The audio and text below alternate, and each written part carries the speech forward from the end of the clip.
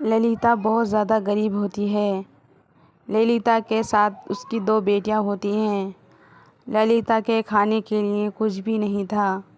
ललिता बाज़ार चली जाती है और वहाँ खाना मांगने लगती है। भाई साहब, मुझे खाने के लिए कुछ दे दो। मेरी 2 बेटियां घर पर हैं, वे भूखी हैं। मेरे पास पैसे नहीं जो मैं उन्हें खाना खिला सकूं।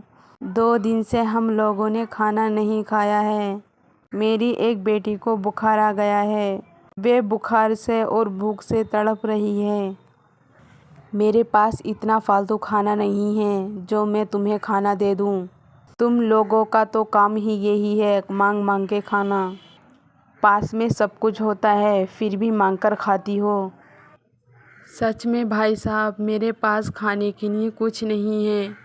मेरी 2 बेटियां घर पर हैं, वे भूख से तड़प रही हैं। कुछ मदद कर दो। चल चल आगे बढ़, मेरे पास कुछ नहीं है। आ जाती है ना जाने कहाँ कहाँ से। ललिता सब लोगों से मदद मांगती है और खाने के लिए मांगती है, पर उसको खाने के लिए कोई कुछ भी नहीं देता।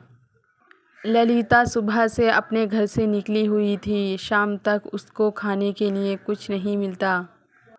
मैं क्या करूं? मेरी दोनों बेटियां घर पर इंतज़ार कर रही हैं।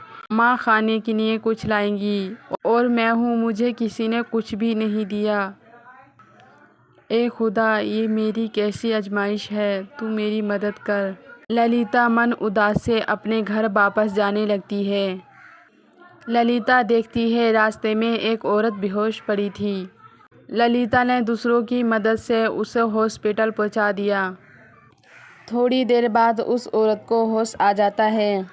बहन जी, मैं तुम्हारा एहसान कैसे चुकाऊंगी? तुम न होती आज न जाने मुझे क्या हो जाता। अरे नहीं नहीं बहन, ये तो मेरा फ़र्ज़ था। मैं तुम्हें ऐसे कैसे सड़क पे रहने देती। जो भी मुझे सही लगा मैंने वो किया। मैं अपनी दोनों बेटियों को घर छोड़ के आई हूँ और खाने का इंतज़ाम करने आई थी, पर मेरी किसी ने मदद नहीं करी। ललिता अपनी पूरी कहानी बताती है। ये सारी कहानी सुनकर वे औरत ललिता से बोलती हैं, बहन जी, मैं तुम्हारे बच्चों को रोज़ का खाना दे सकती हूँ, पर तुम्हें एक काम करना होगा। क्या तुम मेरे घर पर आकर घर का सारा काम कर लोगी? मैं तुम्हें महीने की तनख्वाह भी दूंगी और रोज़ का खाना तुम्हें दूंगी। तुमने मेरे बुरे वक्त में साथ दिया है, इसलिए आज से तुम मेरे घर पर आ जाओ। अब तुम्हारी दोनों बच्चियां भी स्कूल में पढ़ेंगी। तुम बेफिक्र हो जाओ, कल से तुम मेरे घर काम पर आ जाना। सारा घर का खर्चा और जिम्मेदारी मेरी रही। उस औरत की ये बात सुनकर ललिता बहुत खुश हो जाती है और उसके घर पर काम करने के लिए राज़ी हो जाती है। अब ललिता सुबह को काम करने जाती थी और शाम को घर वापस आती थी। अपनी दोनों बच्चियों के लिए खाना भी लेके आती थी। ऐसी धीरे धीरे ललिता के हालात बेहतर हो जाते हैं।